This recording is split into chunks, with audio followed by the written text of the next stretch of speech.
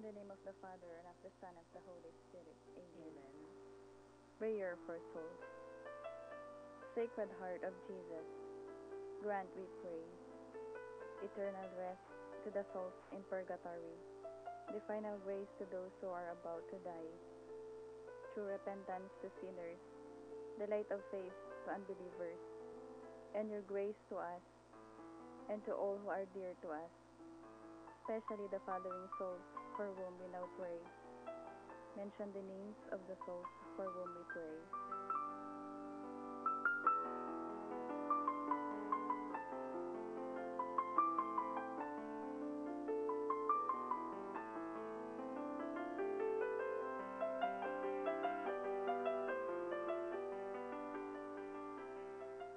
To you, therefore, most merciful Heart of Jesus, we commend all these souls, and in their behalf we offer to you all your merits in union with the merits of your Blessed Mother and of all the angels and saints, together with all the masses, communions, prayers, and good works, which are this day being offered throughout the world.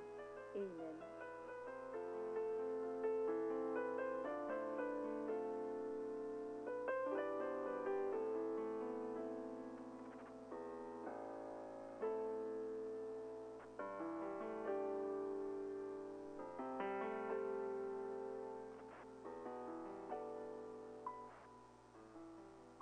O Lord God Almighty, I pray thee, by the precious blood which thy divine Son Jesus shed in the streets of Jerusalem, when he carried the cross upon his sacred shoulders, deliver the souls in purgatory, and especially that soul which is richest in merits before thee, so that in that throne of glory which awaits it, it may magnify thee and bless thee forever.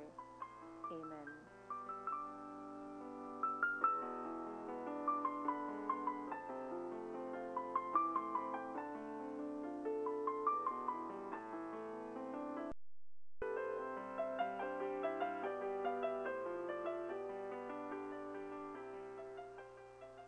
Our Father in heaven, holy be your name.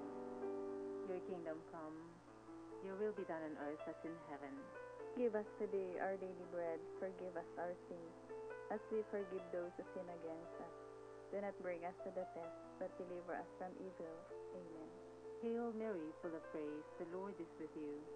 Blessed are you among women, and blessed is the fruit of your womb, Jesus.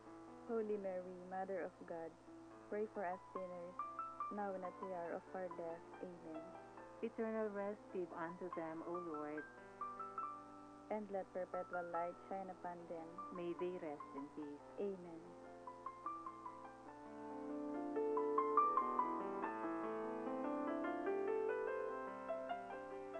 Litany. Love of the heart of Jesus. Inflame our hearts. Charity of the heart of Jesus. Diffuse yourself in our hearts. Fortitude of the heart of Jesus. Sustain our hearts. Mercy of the heart of Jesus. Pardon our hearts. Patience of the heart of Jesus. Weary not our hearts. Reign of the heart of Jesus. Establish yourself in our hearts. Wisdom of the heart of Jesus. Teach our hearts. Will of the heart of Jesus. Dispose our hearts. Zeal of the heart of Jesus. Consume our hearts. Immaculate Virgin. Pray to the heart of Jesus for us. Amen. Let us pray. Merciful Father, hear our prayers and console us as we renew our faith in thy Son, whom thou raised from the dead. Strengthen our hope that all our departed brothers and sisters will share in his resurrection, who lives and reigns with you in the Holy Spirit, one God, forever and ever. Amen. In the name of the Father, and of the Son, and of the Holy Spirit. Amen.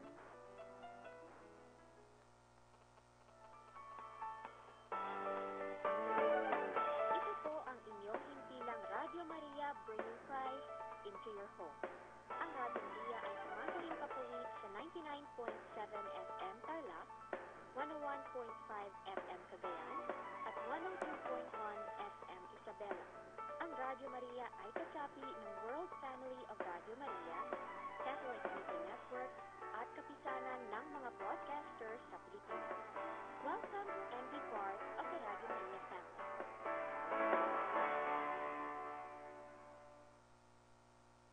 Makikita yan. Inihahandog ng Radio Maria at ng Diocese ng San Jose Nueva Ecija ang programang In Manus Tuas.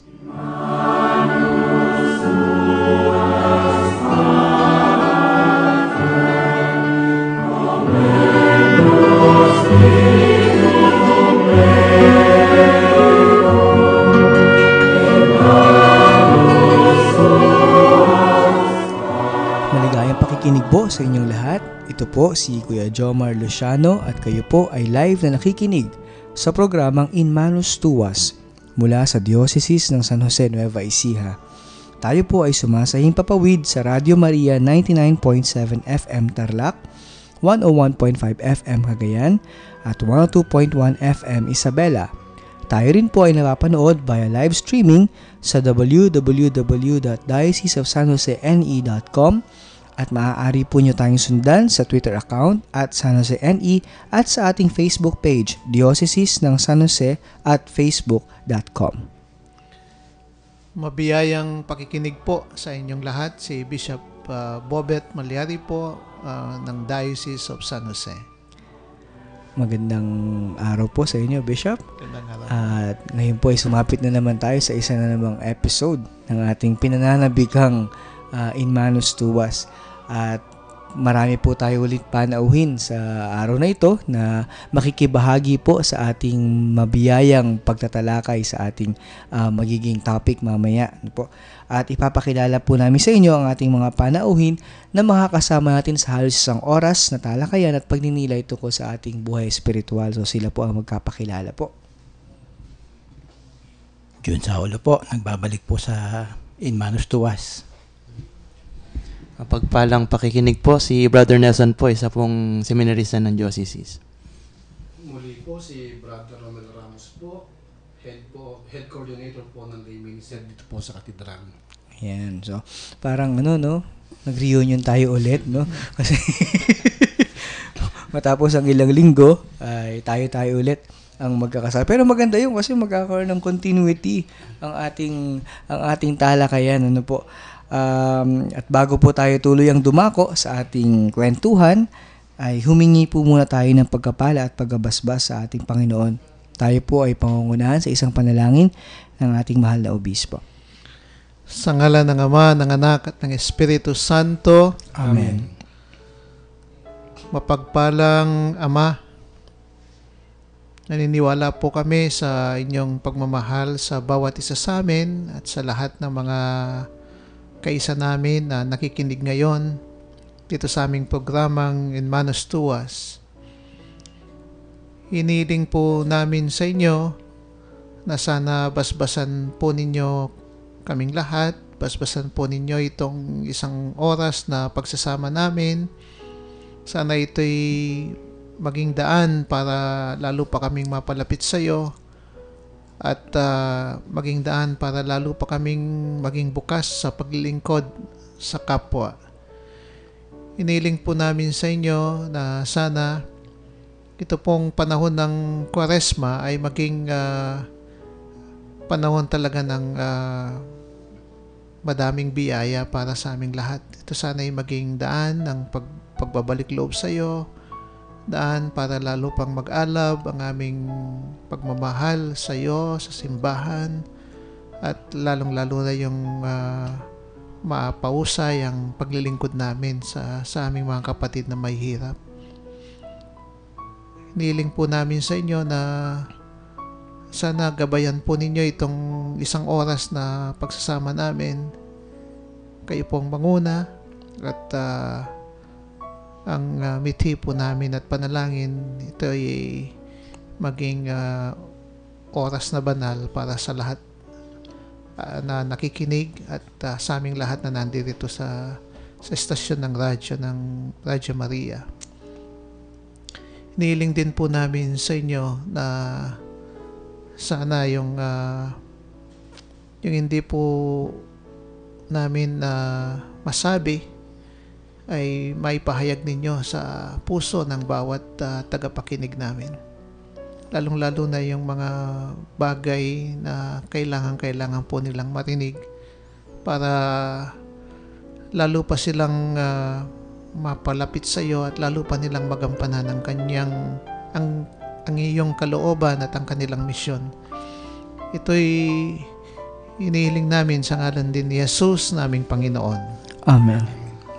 Sa ngalan ng Ama, ng Anak, ng Espiritu Santo. Amen. Amen. Maraming salamat po, Bishop. At muli po ay welcome po sa programang In Manus Tuwas. Alam niyo po, bagamat tayo nasa panahon ng Kwaresma, ating ipinagdiriwang sa araw na ito ang dakilang kapistahan ni San Jose, ang mabuting kabiyak ng puso ng ating mahal na ina. Kaya happy feast day po sa inyong lahat. Happy feast day po. Especially, Gusto ko din pong batiin ang dalawang pari natin sa diocese, si Monsignor Rolly Mabutol na nagdiwang po ng sacerdotal anniversary niya kahapon, at si Father Cesar naman Vergara ngayong araw na ito.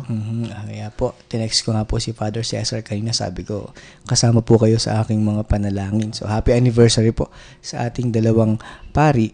At maligayang kapistahan po sa atin, no? Kasi mga taga San Jose tayo. So, tayo ay ng mga nanimintuho kay San Jose. Yeah. At ito ang ating kapistahan. So, siguro, Bishop, bago po tayo magsimula dito sa ating topic, no? Maganda siguro makahingi po kami ng ilang pagninilay, no? Tungkol kay San Jose. San Jose, oh.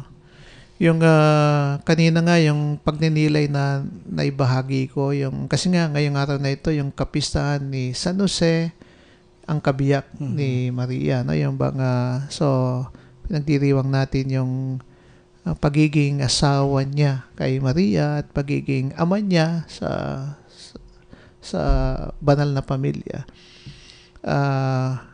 Yung napakahalaga siguro unang-unang tignan natin, isang kaninang pagninilay na pumasok sa akin, yung kasi na naginip si San Jose, no? Yung bang yung napanaginipan niya yung kalooban mismo ng Diyos, no, para sa kanya. Yung bang kasi nag-aatubilis siyang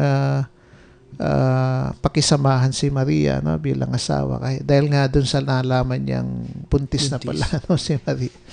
So yung kung titignan mo, maganda naman yung balak niya, no, hiwalayin niya ng tahimik para sa ganun hindi maparusahan si Maria, ganun yung bang tapos iwas iskandalo pa, ganun yung bang.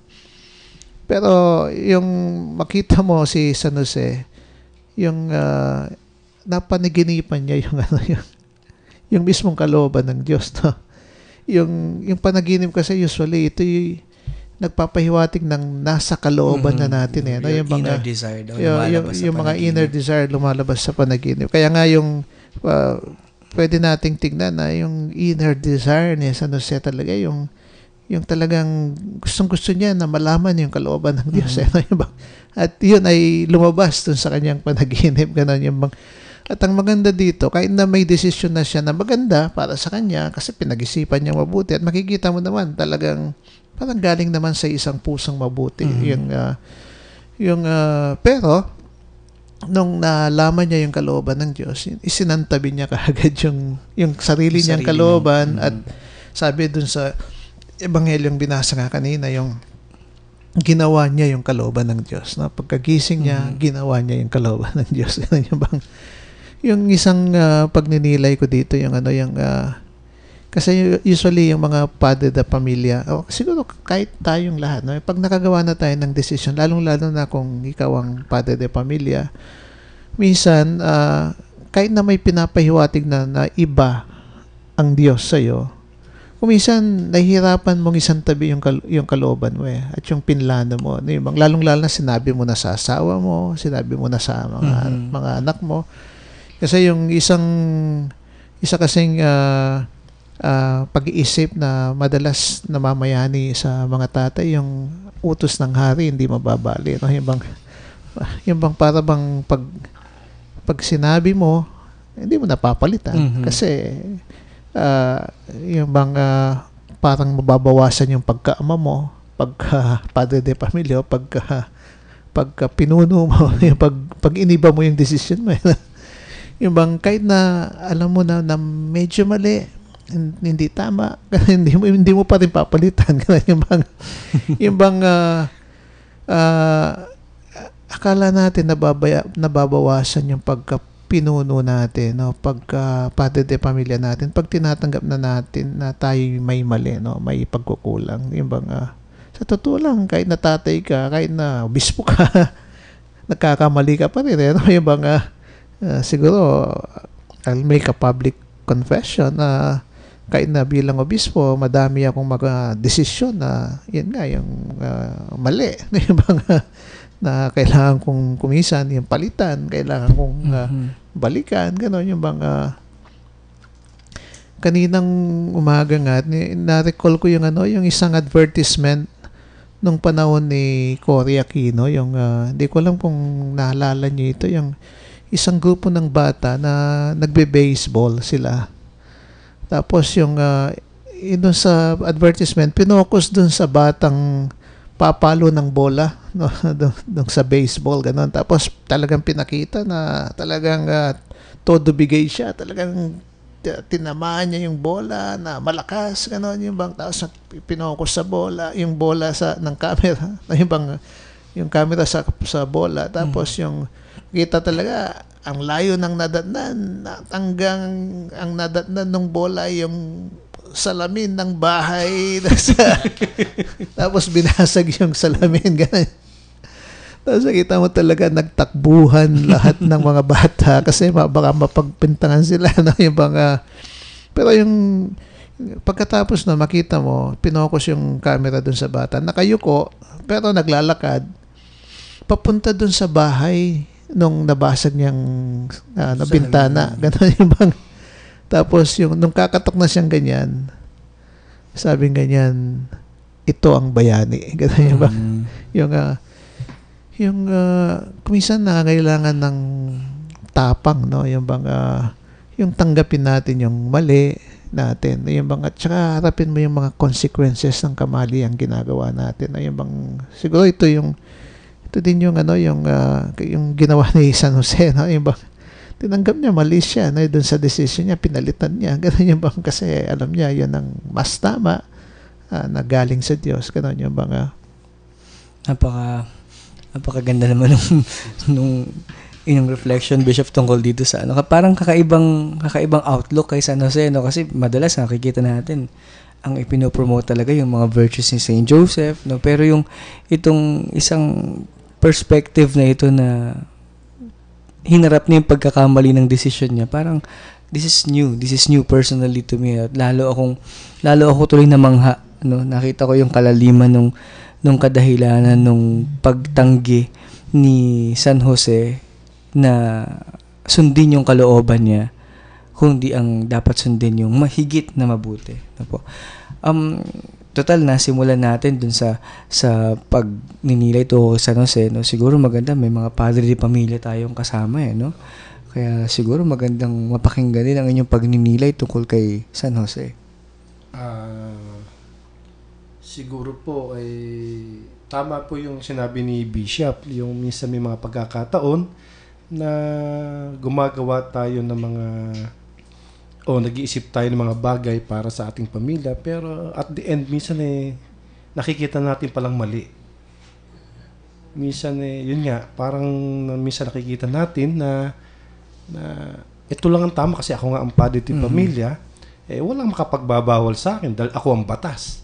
Diba, gano'n? Pero later on, minsan napagninilayan ko rin personally, kasi hindi naman kaagad din minsan na ipapatupad. Lalo na ako kasi katulad ko ngayon, I'm a father of 5 children. Kasi yan, limang bata yan eh. Iba-ibang ugali. Yan, iba-iba rin ang aking pakikitungo para lang magawa ko yung pagiging ama ko. Pero minsan din, dumarating din mga pagkakataon na nagde-decide ako, kunwari nakagawa ng pagkakamali isang anak ko, ay nakakagawa ko ng desisyon na imbis na matulungan pala siya, lalo pa siyang kumbaga lalo pa siyang napapalayo. For example, kunwari, may napaaway, ang nangyayari, ang ginagawa ko instead na ayusin ko yung problema, ang nangyayari nabubuyo ko pa. Ganun. Pero, yun nga minsan, siyempre, bilang lalaki, ama ng pamilya, sige, kung natin, okay lang yan, pero gantihan mo. Ganun. Pero hindi pala dapat ganun. Instead na, sabi nga po nga sa akin one time nung ni Monsignor Rolly, kasi pinsan po nga po si Monsignor Rolly, may pagkakataon na nag-aaway sa pamilya. Instead na taong simbahan ka, instead na maging ipagkasundo mo, minsan ikaw pa yung nagiging daan ng paghihiwalay. Kasi nga, ang alam natin, dahil nga yung ating ego natatouch, kaya iba rin yung dating sa atin. At nakakagawa tayo ng mga disposisyon sa buhay. Kaya maganda rin ang papagnilayan natin kung ano ba talaga yung ginawa ni San Jose. Naging very humble, na talagang inisip niya yung ikabubuti hindi lang para sa kanyang sarili, inisip din niya yung ikabubuti ni Maria, na ating ina, at yung kagandahan dito yung kanyang pagtanggap sa kung ano ang nais ng Diyos para sa kanya. Sana ganun po yung maging attitude ng bawat isa na bilang mga magulang. Ayan ako, salamat Kuya Romel. May confession ka rin, ha? Binubuyo mo yung anak mo, ha?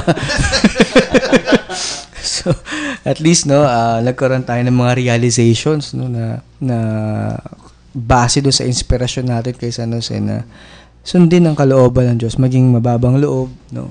Wag unahin yung pansarili nating desisyon, kung hindi unahin ko ano talagang nais ng Diyos.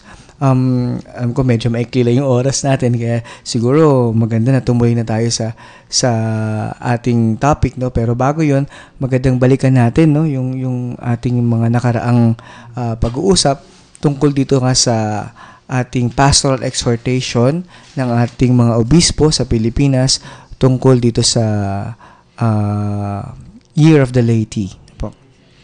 Yung sabi nga natin, yung pastoral letter ng mga obispo ay pinangalanang to bring glad tidings to the poor. No? Mm-hmm. At nung nakarang pag-uusap natin, nandito na tayo dito sa pangalawang bahagi ng pastoral letter. Kasi yung una, sabi natin, yung dapat wag magpatalo dun sa lungkot at iba't ibang mga karanasan na nagpapabigat sa buhay natin, kundi yung balikan natin yung ating relasyon kay Jesus. No, yung bang yung sabi natin, siya talaga yung pinanggagalingan ng tunay na kaligayahan. So yung hamon nung nakaraang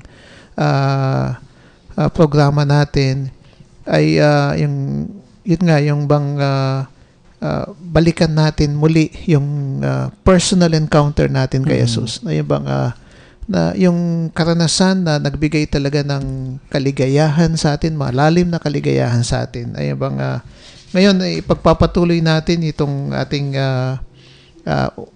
pag-uusap dito na yun nga yung bang yung itong title dito, yung Impelled by Conscience to Share. No, yung bang at ito na po yung ikatlong bahagi, no? Kasi hinahati natin as much as possible sa mga bahagi yung ating pagninilay dito sa pastoral exhortation. Natapos na tayo doon sa the joy of the gospel, na po. At ang ikalawa naman ay yung pagbabalik kay Jesus, no? Ang source ng ating joy.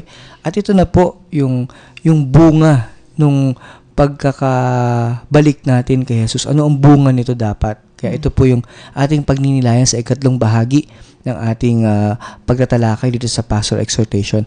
At ito pong bahaging ito ay babasahin ngayon sa atin ni Brother Nelson.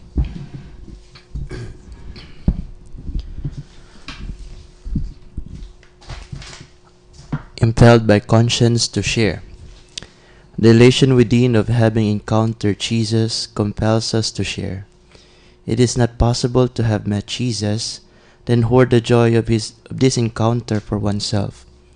The encounter with Jesus is genuinely personal, but intensely moving in His love, not only for me, but for all others, lay, religious, priests, bishops, Catholics and non-Catholics, Muslims and Lumad. It is the joy of the gratuitous personal encounter that impels us to share it, to break it out of our zones of comfort, our parish turfs, our intimidating conventos, our moldy libraries, and tired ways of thinking in order to share of this joy with those who cry out for it in need. For Pope Francis, this is not just a matter of choice, it is a matter of conscience. If something should rightly disturb and trouble our consciences, it is the fact that so many of our brothers and sisters are living without the strength, light, and consolation born of friendship with Jesus Christ, without a community of faith to support them, and without meaning and goal in life. In going forth, in opening the doors of God's love to them, in facilitating grace, not being its arbiters, we should not fear for ourselves, but fear to fail those Jesus leads to us in need. More than a fear of going astray, Pope Francis says, "My hope is that we will be moved by a fear of remaining shut up with structures which gives us a false sense of security within habits that make us feel safe. While at our door, people are starving, and Jesus does not tire of saying to us, 'Give them something to eat.'" Ang ganda nitong bahaging ito, no? Yung bang yung sinasabi lang sa atin, yun nga, yung bang yung karanasan natin kay Jesus, very personal. No? Yung bang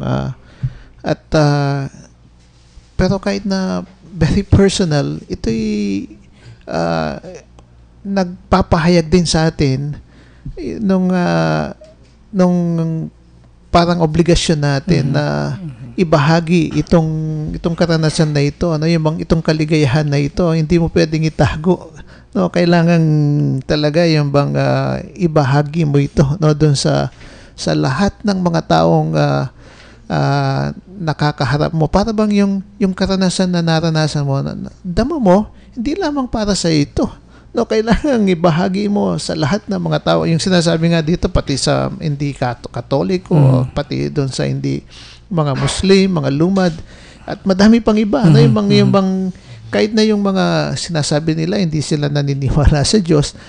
Pero yun nga, pag nagkaroon tayo ng pagkakataon na makausap sila, o kaya makatagpo sila, yung isang obligasyon na nadarama natin sa kalooban natin na ibahagi natin itong karanasan na ito, kasi personal na experience natin ito yung kahit na sabihin pa ng iba na walang Diyos, pero tayo naranasan natin may Diyos naranasan natin sa buhay natin na binigyan tayo ng malalim na kaligayahan. Ganun yung at isang obligasyon na talagang ibahagi ito. Tapos yung sinasabi pa dito, yung sabi, hindi lamang yung isi-share mo dahil nakokonsensya ka, yung na para bang yung obligasyon mo hindi mo ginawa, kundi yung sabi, yung bang isipin mo yung mga tao na nabubuhay sa dilim, yung nabubuhay na walang kahulugan yung buhay, no? Yung mga taong yun nga, yung bang parang walang direksyon, no, sa buhay nila. Yung bang isipin mo sila at yung sa sarili mo, yung bang sabihin mo na kung hindi mo binahagi ito sa kanila, yung anong mangyayari sa kanila. Yung bang para bang yun dapat ang magbigay ng yung magbigay sa atin ng ligalig na yung madami, yung madideprive dito sa mabuting balitang ito, dito sa kaligayahang itong nadarama natin, kung hindi natin ibinahagi itong karanasan natin, no? Kaya Bishop, talagang pinakikita lang dito yung pagmamahal ng Diyos ay para sa lahat. Hindi lang para sa iyo. Kaya nga sabi nga hindi lang nga yun dapat may bahagi, kundi talagang ipadama mo yung pagmamahal ng Diyos sa lahat. Naalala ko nga po, Bishop, no, one time sa lesson namin sabi, pinagnilay namin yung Samaritan na babae at saka yung balon nung kay Jesus. Dahil mainit yung panahon, di ba? Gusto niyang uminom at pumunta siya doon sa balon. At nandun si Kristo na humihingi ng tubig sa kanya. No? Alam niya, nauuhaw siya sa sarili niya, nauuhaw siya. At nakikita niya rin yung tao na nauuhaw, na binigyan niya rin ng tubig. In return, si Jesus, ang binigay sa kanya ay yung tubig na hindi na siya mauuhaw. And since ginusto niya natanggapin ito, siya rin ay nagbabahagi nung natanggap niya dahil natanggap niya si Kristo, binabahagi niya rin si Kristo, yung tubig na natanggap niya. Actually, Bishop, nung pinagninilayan ko to, para sa akin, itong bahaging ito ng exhortation is yung tugon dun sa naunang bahagi. No, we have returned to Jesus, and then what? What's the next step? So, pinakita na sa atin, ito ang kaligayahan ko, ito ang kaligayahan natin, si Jesus ang kaligayahan natin, na-achieve natin yung kaligayahan, and then what? Ito yung sagot, no? We are impelled by conscience to share. Parang napaka-konkretong pamamaraan ang sinabi nitong exhortation na ibigay natin kung ano yung nararapat para sa mga kapatid natin kasi natanggap natin si Jesus natanggap natin yung kaligayahan. It is not actually parang hindi lang siya out of conscience hindi lang din siya out of responsibility. It is our nature. Kasi natanggap natin si Jesus and by nature, we have to share it. Napakaganda nung unang sentence pa lang The elation within of having encountered Jesus compels us to share. Parang wala tayong choice. There is no choice kundi ibahagi siya. Dahil kapag hindi mo ginawa yun, you are not failing Jesus. You are failing those Jesus sent to you. Kasi sila yung merong pangangailangan. Wala nang pangangailangan si Jesus Ang nangyari, gumagamit siya ngayon ng mga tao na may pangangailangan, nilalapit sa'yo. And they are actually, itong mga taong ito are being used by God to save you. Parang itong mga taong to are your means of salvation. Dahil inilalapit sila ng Diyos sa'yo para maibahagi mo yung Diyos mo sa kanila. And this for me, it's very beautiful. Yung si John kasama natin dito, yung kasi siya nag-profiling ng mga persons with disabilities dito sa Mary Help at dito sa Cathedral, no? Yung bang madami siyang mga na-encounter talaga na mga kaparokya natin, yung mga persons with disabilities at saka yung mga iba't ibang mga nakakaawang sitwasyon talaga ng ating mga kapatid, no? Yung bang siguro maganda na may bahagi din ni June yung kanyang mga reflections dito at saka yung mga pagninilay niya at saka yung mismong karanasan niya doon sa kanyang ginawang trabaho, no? Bale yung pong yung sa tingin ko kanina na sumusunod ako sa mga nasabi na yun pong impelled sa tingin ko yung hindi yung napipilit ka kundi natural course po nung binigay na pag-ibig ng Panginoon, binigyan ka ng pag-ibig, binibigyan ka rin ng mga taong pag-sharean mo nito mga pag-ibig na to ng regalo na ito. Kumbaga po parang ang hirap analogy, sobrang dami nung ibinigay, ang hirap ilagay sa isang bulsa lang. Yung bulsa ang sasabog pag tinago mo lang. Para pong wala kang magagawa kundi i-share kasi ito yung natural course. Pag hindi mo i-share, masisira ka din Mapipilitan ka talagang ma-share kasi yun lang talaga yung natural course. Ngayon po yung sa experience po, katulad po kahapon, very fresh. Marami rin po akong natutunan, although through text nagrereklamo na rin po ako kay Bishop. Kasi yun na lang yung yun na lang yung parang panalangin ko na rin. Kumukonek ako dun sa kuhanan ng source ng lakas pa. Kasi meron ako sinamahan na tinutulungan ng diocese, kailangan ng tulong, pero yung nangangailangan ng tulong parang na-overwhelmed na siya sa sitwasyon, sa dami nung kailangan gawin at saka sa limitasyon din niya bilang tao. Ang daming kailangan pilahan, ang daming proseso para gagawin yung requirements doon sa pila na yon. So, kumbaga ako rin na-overwhelmed. Pero in the end, kagabi habang bago matulog, napag-reflection ako din, ako pala yung dapat may matutunan dito. Hanggang kanina nagrereklamo pa rin ako kay Bishop eh. Pero naisip ko rin, madamot pa yata ako. Nilimitahan ko yung may ma-share pa, hindi ko pa i-share kasi na-realize ko din para nag-limit ako na baka maubusan ako pag share ko lahat. Parang ganon. Pero yun na nga, ala akong choice kundi i-share lahat para naman ma-replenish. Kasi hindi naman matatapos doon. Hindi naman ako kukunin na ni Lord mamaya o bukas. So, andun pa rin yung kailangan ko pa rin matutunan na mag-share. Kasi hindi naman tatanggalin na ni Lord bukas yung mga taong kailangan pag-share nung kung ano man yung regalong kailangan i-share. Mhm. Siguro yun nga, yung hamon talaga, yung umalis tayo dun sa comfort zone natin. Yung bang, Yes. para sa ganun, yung maabot talaga natin itong mga taong nangangailangan na makarinig dito sa mabuting balita na ito.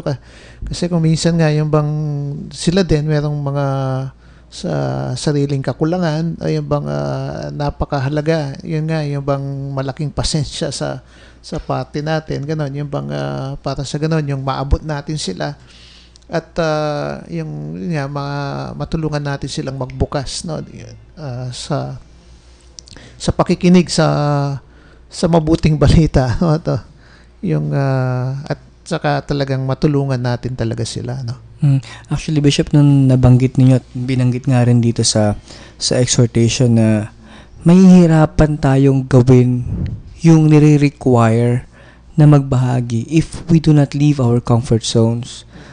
Kung hindi natin matututunan na talagang makisawsaw, makibagay, makiayon sa mga taong gusto nating tulungan, gusto nating pagbahaginan nung galak na nararamdaman natin. Actually, hindi lang din siguro kasi madalas naririnig natin na tumulong ka sa mahihirap, tumulong ka sa siguro within our context muna, sa family, sa bang organizations natin, if we do not really share what we have, like Jesus in us, parang hindi naman tayo magiging effective din talaga na tagapagdala ng mabuting balita,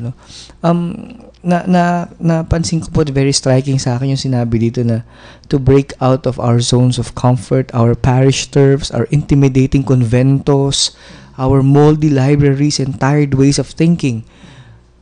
Parang napaka ito na direct na to. Ano pang kukunin mong dyan? It's not metaphorical. It's really in your face nga po ito itong sentence na to na umalis ka sa mga comfort zones.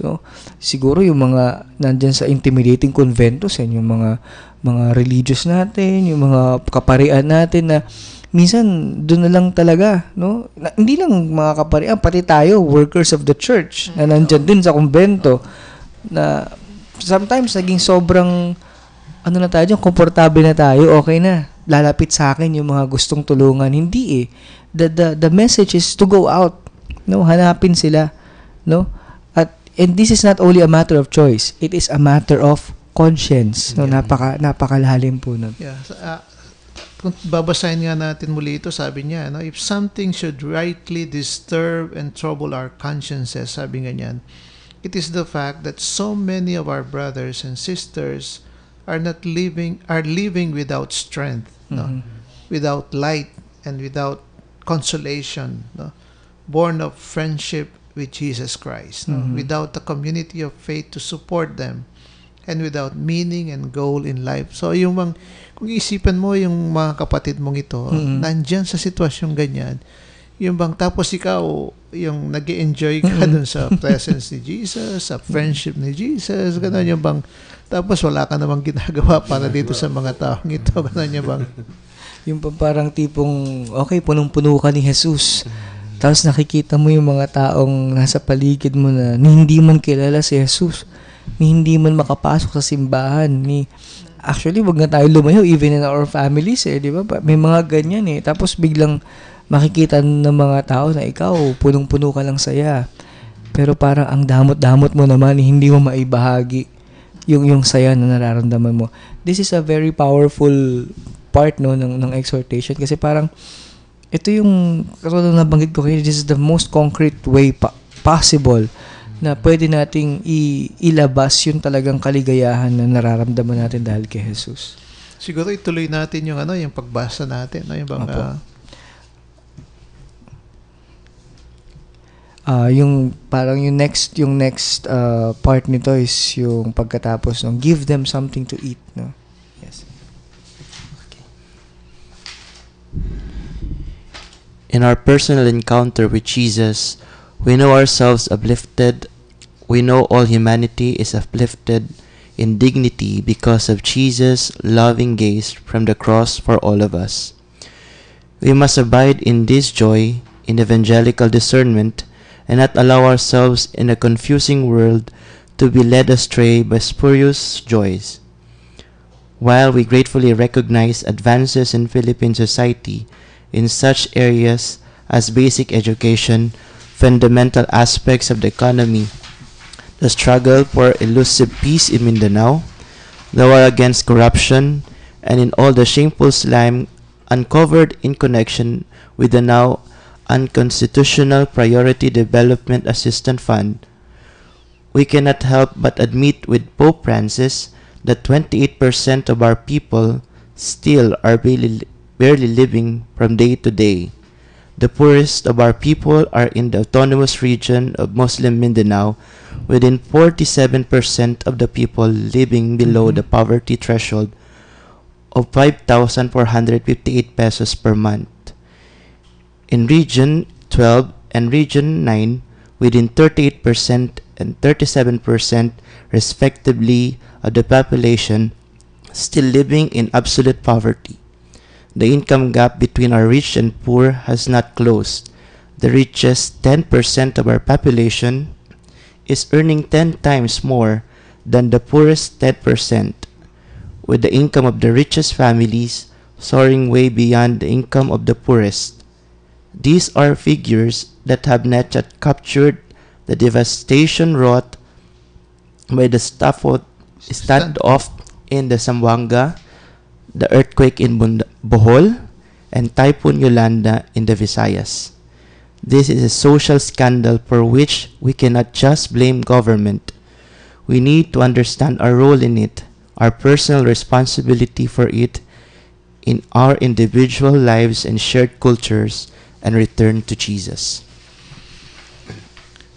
Napakahalaga na makita din natin yung konkretong sitwasyon ng ating bansa. Na yung bang kung titignan mo yung sinasabi dito sa atin, yung karanasan natin kay Jesus, yung personal encounter natin kay Jesus, at yung mismong ginawa ni Jesus, na yung bang nag-alay siya ng buhay niya para sa ating lahat, dapat ito'y mag-angat ng ating dignidad, no, bilang tao. Yung bang so ito yung pag talagang nakikilala mo yung pagmamahal ng Diyos sa iyo, ito yung unang nadarama mo, parang umangat yung dignidad mo. Yung bang pero mo Diyos mahal ka. Yung bang pero mo Diyos believe siya sa iyo. Ganun yung ba?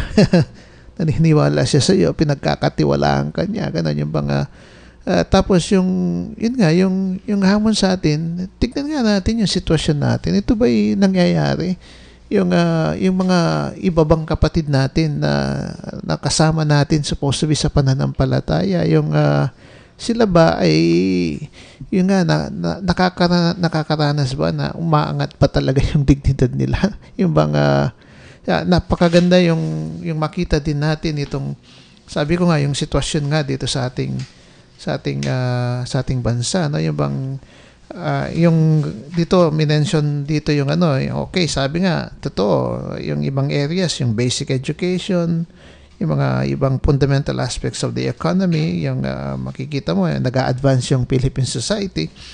Pero yung isang karanasan natin sa Mindanao na yung nangyari lang sa Zamboanga, no? Yung parang nakakaawa, sinunog yung mga bahay doon na parang yung kalamidad na galing mismo doon sa tao. Ganun yung tapos yung gera, patuloy na nangyayaring corruption ngayon sa ating bansa. Tsaka yung nakakahiyang, yun nga yung na-uncover nga lately nga tungkol dun sa PDAP, no?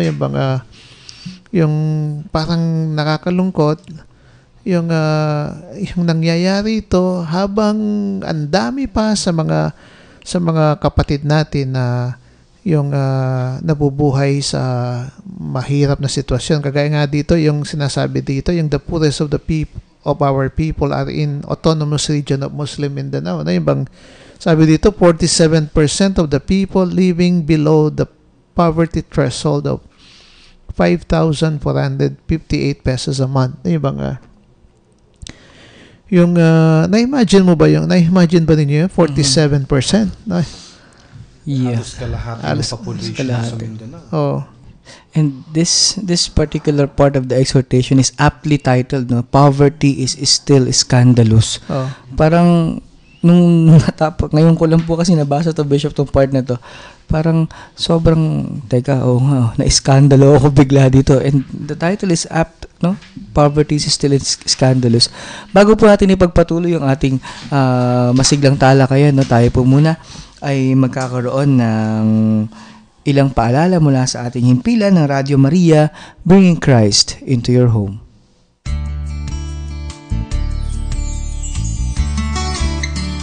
Greetings of hope to you, our dear listeners. This is Father Archie Cortez, SRC, the prior of the Servants of the Risen Christ Monastic Community of Monasterio de Tarlac. Listening to Radio Maria Philippines is always a part of my day, where evangelization is brought through radio broadcasting. Radio Maria is an agent of spreading the gospel of Christ through its programs, which are rich in faith and values formation. My dear friends, I would like to invite you to always listen to Radio Maria Philippines 99.7 from Tarlac, 101.5 FM Cagayan, and 102.1 Isabela. Be informed, be formed through Radio Maria, and through the intercession of Mary, the Comforter of the afflicted. May the good Lord bless you always. In the name of the Father, the Son, and the Holy Spirit. Amen.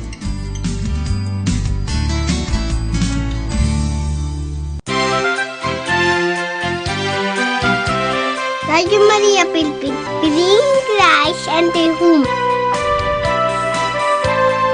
Nagbabalik po ang programang In Manus Tuas. Ito po muli si Kuya Jomar. Muli po si Bishop Bobet po. Kuya John po uli. Brother Nelson po. Brother Romel Ramos po. Ayan, ako. Alam nyo, talagang napakabilis po ng oras at napakamabunga itong ating talakayan, no? Kaya lang, bagamat gusto pa rin natin na ipagpatuloy ito, na limitado lang po kasi ang ating oras. At nais po namin humingi ng paumanhin sapagkat sa pagkakataong ito ay hindi natin naisama yung ating mga tagapakinig, no? Sa ating talakayan kasi hindi sila nakapag-text, no? At hindi natin nabigyan ng pagkakataon. Pero huwag po kayong mag-alala kasi sa susunod na linggo, sigurado po, maaari na po kayong makasali po ulit sa ating talakayan, no? At ganun pa man, nagkapasalamat po kaming muli sa inyong pakikinig at sa bahagi pong ito ay magbibigay na po ng maikling recap ang ating mahal na obispo tungkol sa mga napag-usapan natin sa araw na ito. Napakaikli nga po ng oras natin. yung napag-usapan po natin sandali, yung una yung tungkol kay St. Joseph kasi po kapistahan po ngayon ni St. Joseph ang butihing kabiyak ng ating mahal na ina, si Maria. At binigyan po natin ng pansin kanina yung pagiging bukas ni San Jose sa kalooban ng Diyos, yung bang at yung tapang din niya na yung angas niya, yung angas ba yung tawag doon? Angas, Bishop. Yan ang mga angas. Na tanggapin yung yung kahinahan niya, yung bang pagkakamali niya, at naisantabi niya yung kanyang plano, yung kanyang kalooban upang sundin ang kalooban ng Diyos. Yung tapos napag-usapan nga natin si Romel, nagbahagi siya ng kanyang mismong karanasan, yung kahit na tatay, nanay, mga leaders ng mga communities, kahit na obispo, pare, tayong lahat, nagkakamali tayong lahat. Napakahalaga din yung magkaroon tayo ng tapang na tanggapin na yung pagkakamali. Pag talagang mali, na yung kung pwede, kagad-agad na talikuran kagad yung mali, lalo na pag alam na natin yung gustong ipagawa sa atin ng Panginoon. Ganon yung tapos yun nga, pinagpatuloy natin yung pagbabasa natin dito sa pastoral letter ng ating mga obispo, bring glad tidings to the poor. Ganon yung parting binasa natin dito, yun nga sabi natin yung personal encounter natin kay Jesus, ito yung talagang nagbibigay sa atin ng malalim na kaligayahan. Ganon. Ito ding karanasang ito ng pagmamahal ng Diyos sa atin. Ito yung nagtutulak sa atin para ibahagi ito sa lahat ng mga tao, lalong-lalo na dun sa mga nangangailangan, no? Yung bang nangangailangan sa Kanya, kay Jesus, no? Yung napakahalaga din na makita natin na itong pastoral letter, tinutuon din yung pansin natin dun sa madaming mga kapatid natin na nahihirapan, na hindi pa nila naranasan si Jesus. Hindi pa nila naranasan yung na maiangat yung kanilang dignidad, na yung di pa nila naranasan yung liwanag na galing sa Kanya.